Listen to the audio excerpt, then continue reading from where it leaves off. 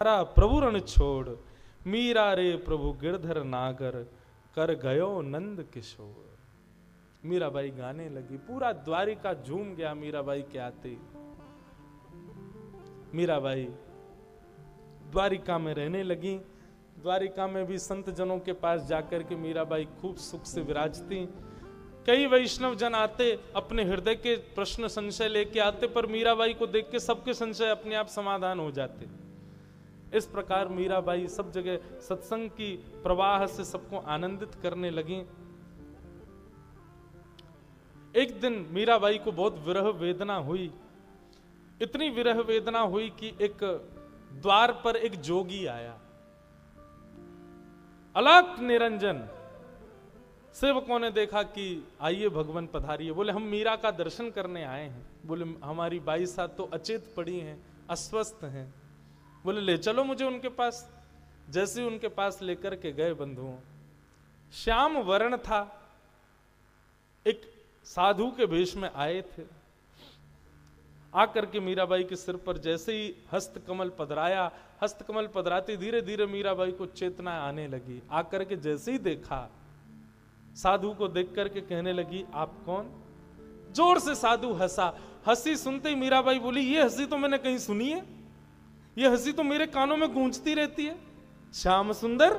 जैसे ही श्याम सुंदर कहा, बोले अरे हम श्याम सुंदर नहीं है, आपकी तो दृष्टि ऐसी हो गई है, जिसको देखती हो श्याम सुंदर ही दिखते हैं आपको। हम श्याम सुंदर नहीं है, हम तो साधारण संत हैं। नहीं नहीं, आप श्याम सुंदर हो, आप निश्चित श्याम सुंदर। अरे हमारा वर्ण देख के आपको लग रहा होगा हम श्याम सुंदर नहीं है। मीराबाई की दृष्टि अब ऐसी होने लगी, वो जिसको देखती है उसमें श्याम सुंदर का एक गुण भी होता है।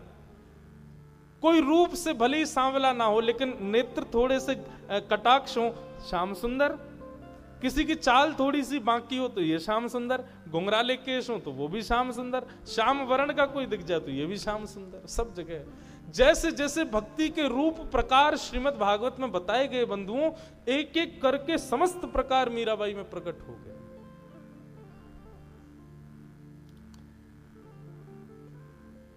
इस प्रकार मीराबाई रहने लगी।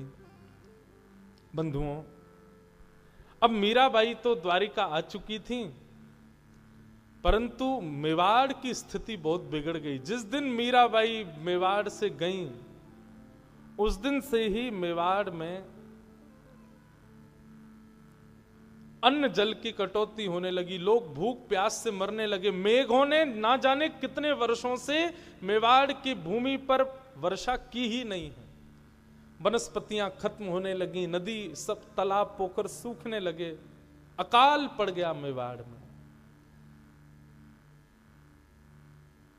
तब संतों को बुलाया गया, क्योंकि पहले तो संत सहज ही आ जाते थे, अब तो संतों को बुलाना पड़ता था।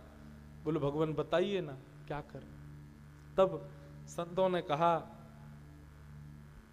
भक्त अवज्ञा तुरत भवानी। ये भक्त की अवज्ञा का ये फल आप लोग भोग रहे हैं।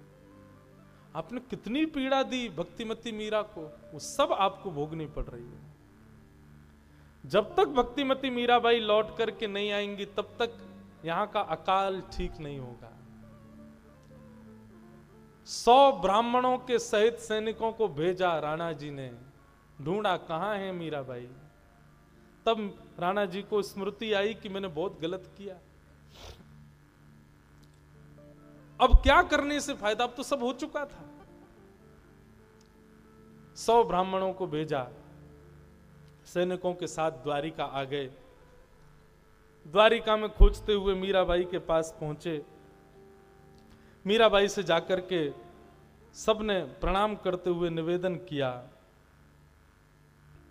मीराबाई हम सब लोग चित्तौड़ से पधारे हैं। आप जब से मेवाड़ छोड़ करके गई हैं, तब से मेवाड़ में वर्षा भी नहीं हुई है। मेवाड़ की स्थिति बहुत खराब है। हमारे यहाँ के कुछ संतों ने आकर के बताया, जब तक आप लौट करके नहीं जाओगी तब तक मेवाड़ की स्थिति सुधरेगी नहीं। हमारी आपसे प्रार्थना है भगवान, आप वापस चलो।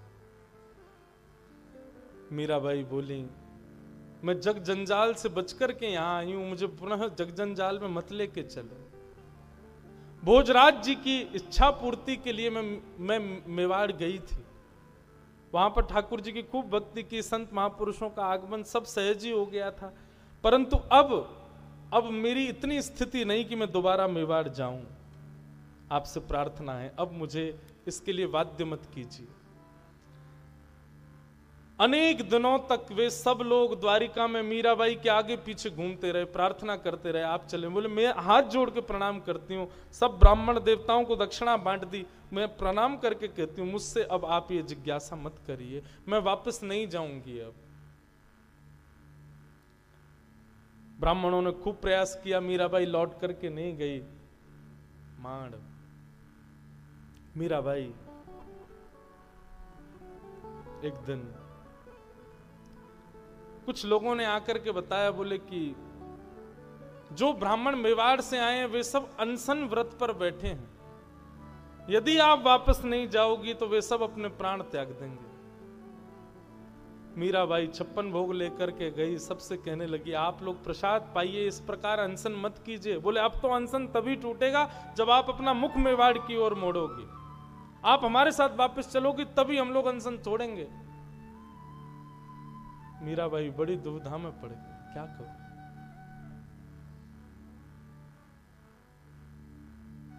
मीराबाई बोली अच्छा मैं द्वारिकाधीश से आज्ञा ले लूं, वे यदि आज्ञा दे देंगे तो मैं चल दूंगी।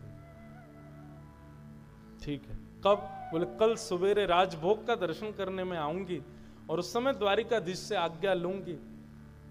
बोले हमको कैसे पता चलेगा आज्ञा दी? बोले मैं पद गाऊंगी, पद गाते ही कुछ ना कुछ होगा और मानो द्वारिकाधीश आज्ञा दे देंगे तो मैं निश्चित चलूंगी, मुझे कोई आपत्ति नहीं। मीराबाई अगले दिन पधारी, भीड़ लगी है द्वारिकाधीश के मंदिर में, पुरोहित खड़े हैं, पंडा खड़े हैं, पुजारी खड़े हैं और यहां मेवाड़ से आए सैकड़ों ब्राह्मण खड़े हैं और सबके बीच मीराबाई पधारी। मीराबाई जैसे ही भीतर जाने लगी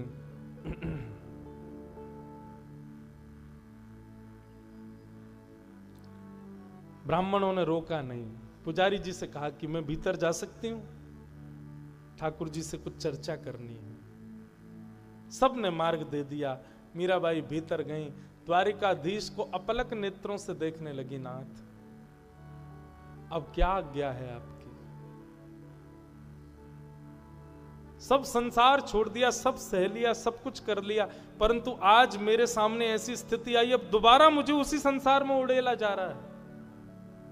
नाथ अब जो आप आज्ञा करेंगे मैं वो करने को तैयार हूं, मैं तो हार चुकी नाथ। और मीराबाई सामने बैठ करके